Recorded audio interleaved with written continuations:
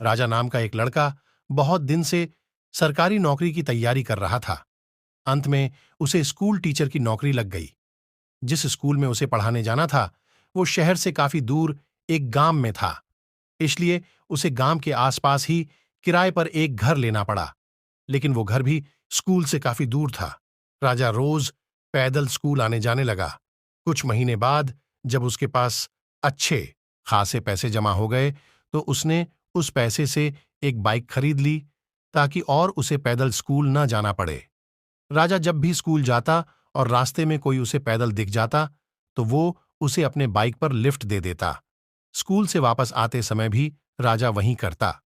ऐसा एक भी दिन न हो जिस दिन उसने किसी को अपने बाइक पे बिठाए बिना स्कूल गया हो या फिर वापस अपना घर आया हो।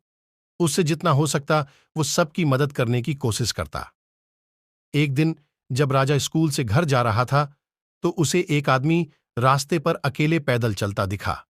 उसने रोज की तरह उस आदमी के पास जाकर बोला कि आप मेरे बाइक पर बैठ जाइए, मैं इसी रास्ते से जा रहा हूं, आपको आगे छोड़ दूंगा।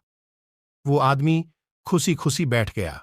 कुछ दूर चलते ही राजा को महसूस हुआ कि उसकी पीठ पर नोखिला कुछ चुभ रहा है। अचानक वो आदमी राजा से कहने लगा, गाड़ी साइड में लगाओ और पैदल घर चले जाओ। उस आदमी के पास एक बड़ा सा चाकू था।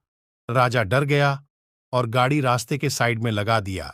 फिर वो आदमी बाइक लेकर चला गया और राजा भी अपने किस्मत को कोसते कोसते घर जाकर सो गया। राजा बहुत दुखी था और भगवान से बार बार ये कह रहा था कि मैंने तो सबकी मदद करना चाहा है, फिर मेरे साथ ऐसा क्यों हुआ।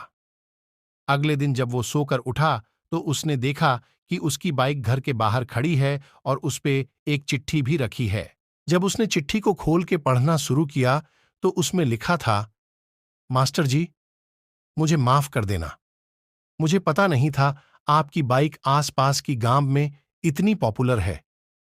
जिसने भी मुझे इस बाइक पर देखा उसने ही मुझसे पूछा कि ये तो मास्टर जी की बाइक है, तुझे ये कहां से मिला।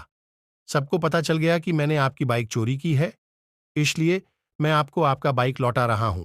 हो सके तो मुझे माफ कर देना। इस चिट्ठी को पढ़ने के बाद राजा बहुत खुश हुआ और भगवान का धन्यवाद किया।